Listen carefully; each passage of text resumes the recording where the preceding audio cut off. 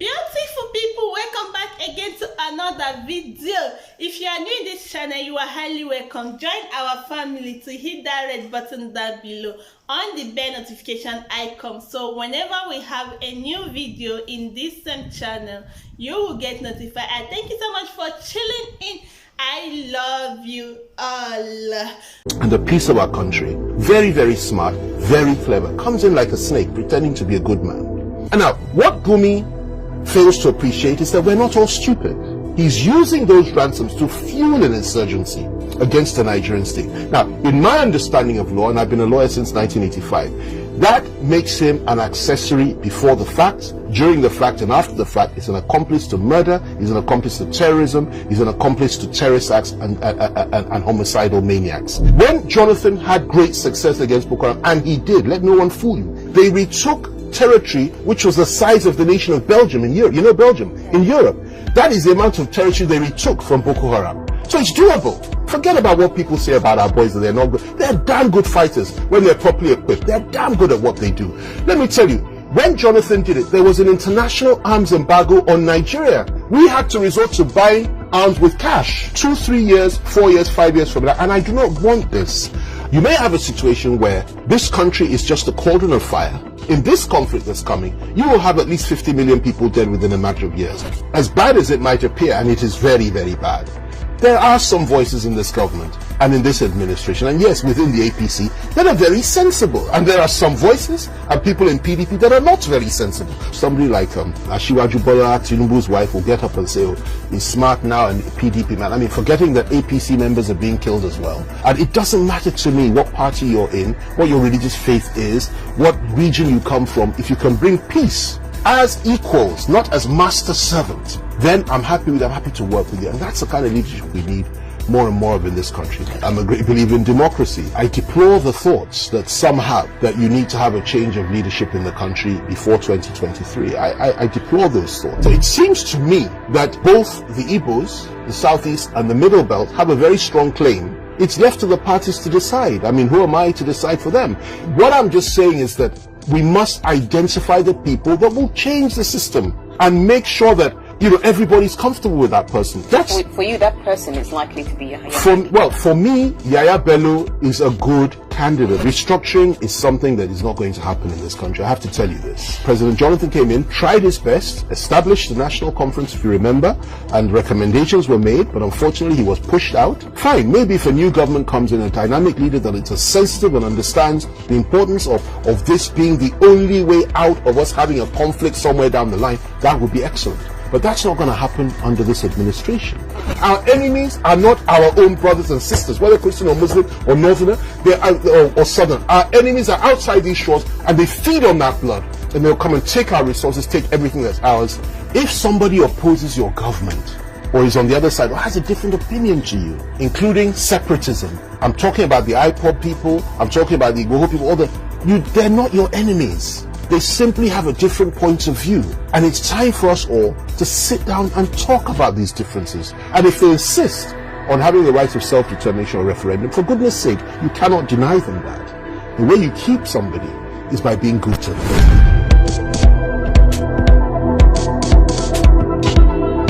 I've been wondering how we got here. We're in a period where we are forced to negotiate with bandits just to live, where parents are forced to negotiate with people who inflict pain on them. That is in Nigeria today. So I'm just wondering, where do you think the government got it wrong in handling the challenge of security in Nigeria today? Well, I wouldn't focus my criticisms or analysis on just the government, because you know very well that I've been doing that for the last 5 years or so, quite effectively. And there's nothing I said as far back as 2015 that has not happened between that time and now. And for me, it's a source of sorrow that I was proved right. I don't relish that. But sadly, everything I said has come to pass. So there's no point in me rehashing all that now. The problem we have now is that, look, what are we going to do about what we have been dealt with? What I mean by that is the situation on the ground that we all have to face collectively.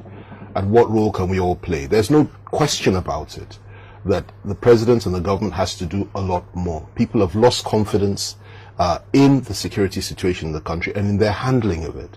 And that is a cause for concern. And I speak as somebody that's been in this politics for almost 30 years or so now.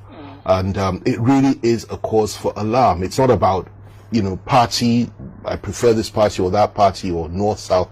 This is a collective problem for all of us. And we all have to find a way of resolving the problem. Sometimes when people are in power, they tend to lose touch with reality and what's going on the ground because they're so isolated and insulated, so they may not even realize how bad it is. And that's why mediums like this are very important, to try our best to reach out to them and also do so through private channels, which I've been doing a lot of lately.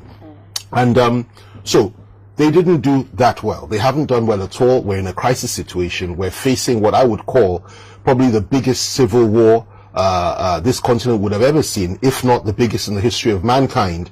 We're going towards that direction if we're not careful. Now, I am not a prophet of doom. I'm not really saying this, but we have to start. If you want to solve the problem, you start with, accepting the reality of the day. And the reality of the day is that we're heading for a major conflict in this country simply because of the way matters have been handled so far. In fairness to President Buhari, a lot of these issues, have been coming incrementally over the years. It didn't start with him, though it got far worse from 2015. There's no question about that.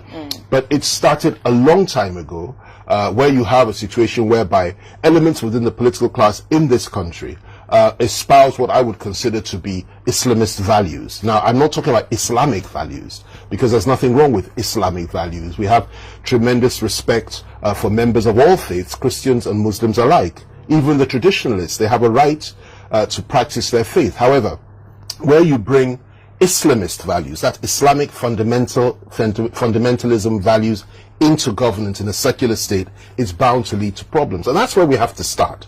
Quite apart from the issues of good or bad governance, this thing started at the end of the 1990s. This thing started the year 2000, and it went on and on. Started with the implementation or inclusion of Sharia criminal law in our constitution, and then it went on, and the implementation of it, the introduction of it in various jurisdictions in the north. That one was done. People didn't complain. The next thing that happened came Boko Haram. Boko Haram started, it got worse and worse and worse. It got critically bad. And of course, people complained, but nothing was done. Towards the end of 2015, just before the election, if you remember, and this credit must be given to President Goodluck Jonathan, even though many have tried to revise history and distort it. The reality is that even though during his tenure, and Yar'Adua's tenure, bombs were going off in Abuja and other parts, but towards the end of his tenure, the reality, the historical fact, is that Boko Haram had been pushed into Sambisa Forest, and they didn't control one local government area in the whole country anymore. They've been pushed into Sambisa Forest. Simply because he had the common sense and the understanding that he had to employ the services of foreign mercenaries. They came in, a company called Executive Outcomes came in, a South African company, and they were in the field together with our troops, and they pushed these people back. And so that is where we were at 2015. Now, from that point in time, things changed drastically. The president came in, withdrew the services of these mercenaries, and implemented a policy which left, in my view, left a lot to be desired. And in fact, in many ways, it appeared that to many, including me, that he was somehow pampering them, and even to the extent of encouraging them. Why do I say that? The issues of ransoms of being paid by government, we're hearing about deals going on. Children would be kidnapped, they would pay behind, they would collect more money, it would empower these people. And what happens next? The next thing that happened, they became extremely strong again. They came back into Nigeria. They're now, two hours away from Abuja. They're all over the northeast, taking over local government areas in Yobe State, local government areas in Borno State, and terrorizing people, killing people, and so on and so forth. We spoke about Chibok at the time, a great outrage. We've had many Chiboks since that time. And worse still, they've moved to the northwest as well, and they're incrementally moving further and further into the Middle Belt and into the south. Now that's Boko Haram, okay? Because it's a complex issue and a complex question. So if we're going to cover it, let me just touch on what else is happening now apart from Boko Haram. And you know what they stand for? It's a vicious Islamist terrorist organization. According to the Global Terror Index, the most dangerous terrorist organization on the planet. Now, what has added to this terrible situation are two things.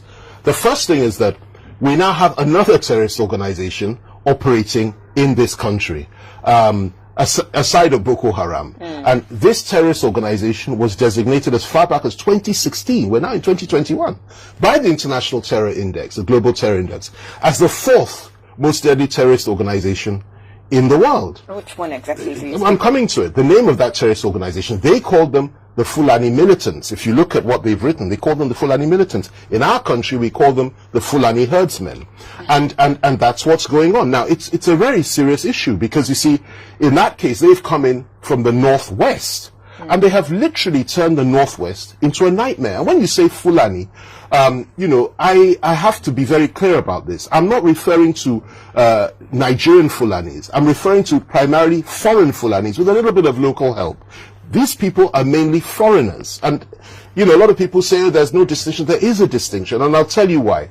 The people that do these atrocities, commit these atrocities, barbaric people who come in from Chad, Niger, Mali, Burkina Faso, throughout the whole Sahel sub-region and come into our country under the erroneous impression that Nigeria is a state that can be taken over by them and they can call it their own place, their own space on the planet. They've come in and they're not just taking land, they're killing people, cutting people up, removing parts from people and destroying people.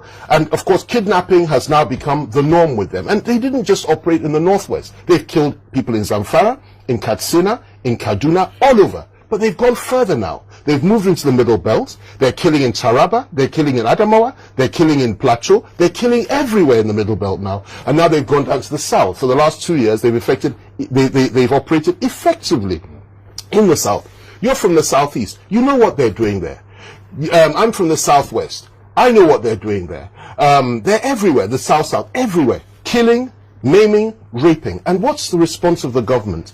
Literally next to nothing. If anything, when people complain, sometimes, I won't say every time, but sometimes government comes in to actually speak up for them and say, well, it's not quite that bad. If you like, give up your land. If you know you want to keep your life, give up your land to them. On other occasions, government has said, even if they come to your house to kill your whole family, don't resist them, don't fight them, simply sit down and pray. I won't mention the people that said this in government because we're all trying to build bridges these days. But the truth is that these are the things that have been said, sort of rhetoric that's coming. And what's the consequence of that? Today, you have the 4th most deadly terrorist organization in the world operating freely throughout our country. Northwest, Middle Belt, and the South. And then you have the 1st most deadly terrorist organization operating freely throughout our country, primarily in the Northeast, and they're also now in the Northwest, they're also now in the North Central, they're also now in the South. So, and let me tell you the most dangerous aspect of this. I mean, what I've said to you, you already know. Your viewers already know. People live it every day. Southwest has never had it like this. We are totally encircled in the Southwest by these foreign Fulani herdsmen that kill our people every day. Now, this is not news. What is news is this, and this is my greatest fear, which is why I've tried my best to reach out to people, because people just don't see this coming, and I see it clearly. The reaction to all this, the resentment that has built up against people who have probably done no wrong of Hausa Fulani extraction, particularly Fulani extraction within this country, the local Fulanis who have done no wrong. And primarily done no wrong, and who are living their lives, and who have suffered as much as anybody else. In fact, probably more. Because I know Zamfara very well. I know Sokoto very well. They are now being seen as the collective enemy of all Nigerians wrongly.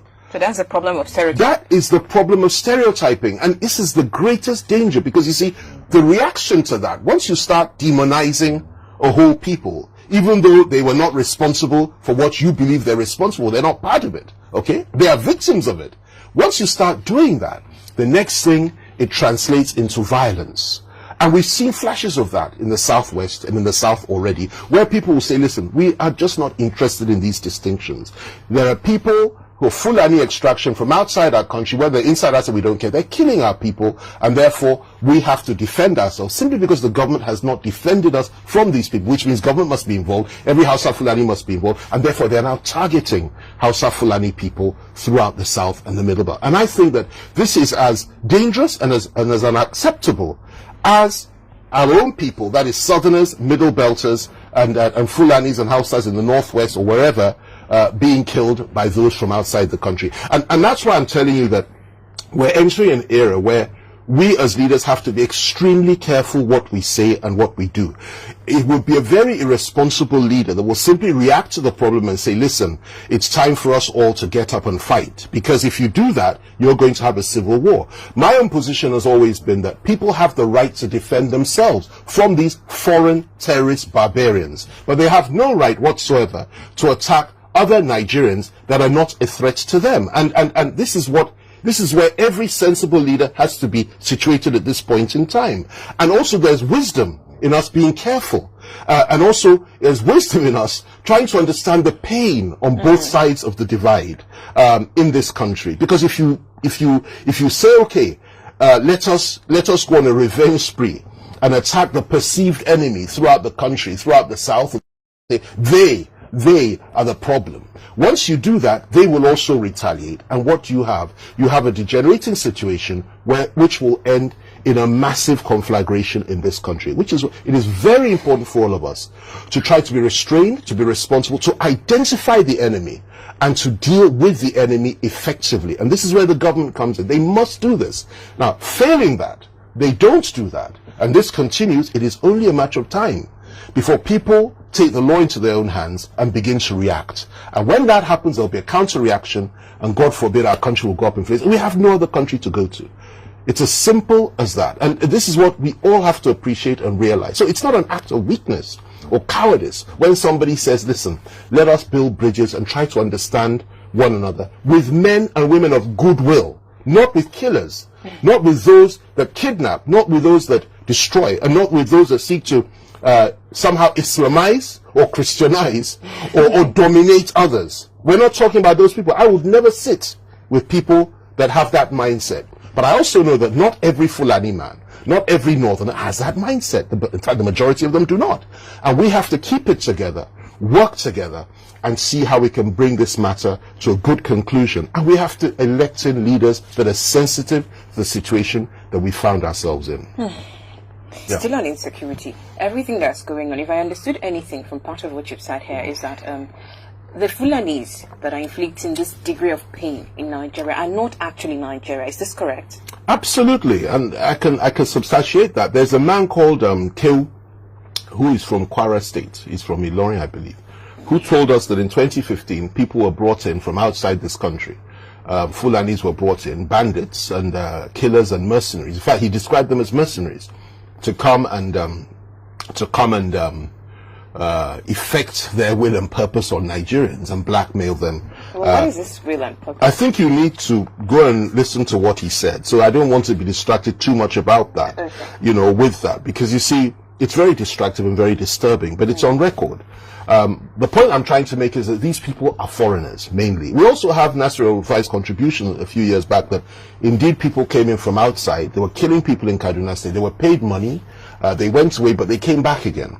But basically, the bottom line is this. You have many foreigners in this country today, of Fulani extraction, primarily, but they're not Nigerians, wreaking havoc on our people. Killing Nigerian Fulanis, killing Nigerian Hausas, killing Yorubas, killing Igbos, killing everybody from everywhere. APC, PDP, everybody's a victim.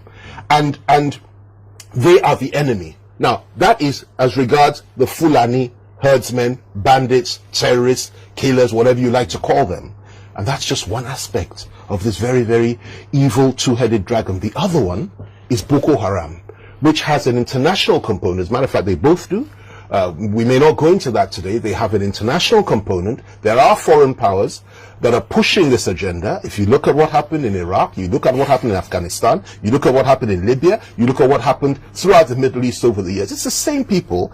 They will use vicious Islamist groups to enter into a country, destabilize the government, create a civil war, create panic, we're killing each other, then they will now come in and pick up the pieces. It's called chaos out of order. Out of chaos comes order. They now establish a new order in that country. And I believe that our country, the country that I describe as our fatherland, our motherland, Nigeria, is now subject to this kind of evil conspiracy from international powers. Who's funding Boko Haram? Who's funding the Fulani herdsmen?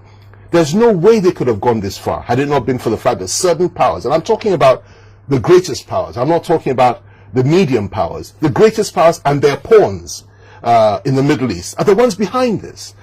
You look at what happened in Syria. You know what happened in Syria. You know who was funding ISIS. You know who was funding ISIL. You know who was funding Al-Qaeda. Nigerians may not know, but I'm sure you know. And you know who stood up against them. If not for the Russians, Bashar al-Assad would have been toppled long ago. And you know who was funding ISIS and who was funding it. So, you see, it's a very complex situation. And it calls for understanding, it calls for restraint, it calls for all of us coming together as Nigerians, regardless of whatever differences we may have with one another, and try to fight off this foreign menace. Outside of all that, there is also another issue which I'll touch on, which is that we have differences amongst ourselves as a people. Now, those differences are pronounced, and the divide is very deep. Rightly, many people from the southeast, for example, feel aggrieved. Rightly so, in my view, and I've argued it often. Yes. And therefore you have to deal with that situation. Many, particularly the younger ones, want to leave Nigeria completely. Now, how do you handle that? Do you crush them, as some would say, and kill all of them? I don't think so. You can't, even if you wanted to, you won't be able to do it. It's almost impossible. Right. So what you have to do, in my view, is discuss with them, negotiate with them, talk to them. Given the fact that they're not terrorists, they're simply saying they want a referendum to exercise their right of self-determination. If you want them to stay, you reach out to them in love and in peace, and you appeal to them. You don't say you'll crush them. So that's that issue. And of course, Nnamdi Kanu, eloquently has led that charge for his people in the southeast. You have separatist movements in the southwest as well now, led by primarily Sunday Igboho, who has captured the imagination and the minds of the overwhelming majority of Nigerians, regardless of your political affiliation. I can assure you that every Yoruba man, 99% of Yoruba people, are behind this young man, and he's a good man. And what he's saying is that, listen, if people are coming from outside killing our people and taking our land, then it's time for us to go. You need to deal with that sentiment, and you need to assure him that people will not be allowed to come in to commit these atrocities, and then you find a way of getting him to stay in Nigeria. So you have these separatist movements rising up, and then of course in the north itself, you have people that are saying, listen, rightly so too, in my view. Well, let me get to the Middle Belt before the North. In the Middle Belt, for example, you have the aspirations of the people of the Middle Belt probably have suffered more than anybody else in this country, including the Igbos. They've suffered more than the Igbos. They've had everything taken from them over the years, and it has become a minefield and a war zone for the last 30 years or so, and various communities being wiped out, villages being wiped out, Boko Haram flags being hoisted there, names of their towns being changed, and I'm sure you didn't know this. This is what's been going on in places like Plateau, Taraba, and so many other places. So that is another crazy situation you have in the Middle Belt. And the people of the Middle Belt, I admire them and salute their courage, because they've taken it with so much dignity and resilience, and they have not got up to say, we're going to start killing everybody. They've endured, but they've suffered. Then you go to the core north itself, where you have a lot of people that are saying, listen, enough is enough. People are demonizing us everywhere. They say we're responsible for everything, and we too, we're fed up and we're tired. Maybe we should consider leaving the Federation, and if we're going to stay together, we'll fight our corner and we'll take on anybody. And you can't blame them for that. And you have some very good men, young men coming up now, people like Sharif, people like Shatima Yerima, and so many other very strong, tough men who really do believe that, look, Nigeria ought to remain together. It ought to be there ought to be equity in the Nigerian situation. Everybody should be treated fairly. His own people, the Fulanis, or their own people, the Kanus, should not be demonized by anybody, and we should be able to all work together. That not all Northerners are bad, as some are saying. And this is a sentiment which I share. And if anybody says that's capitulation, that's their cup of tea. My answer will then be, I have fought the hegemonists more than probably anybody else in my generation in this country, and I will continue to do so. But I will not take up a fight against Fulani people or against Hausa people, because not all Fulani people are hegemonists, not all Hausa people are hegemonists. But if I identify the enemy, the hegemonists, the ethnic supremacists, the Islamists that want to impose their faith on us, or anybody on our own side of the divide that wants to kill everybody that is not a Yoruba or kill everybody that's not an Igbo, these are my enemies and these are our collective enemies, and we need to work these differences out, as a people. That is another time bomb waiting to explode. So you see what's going on in our country, quite outside the whole issues of economic issues and what's been going on. So these, for me, are the two fundamental issues that we're faced with today. Okay.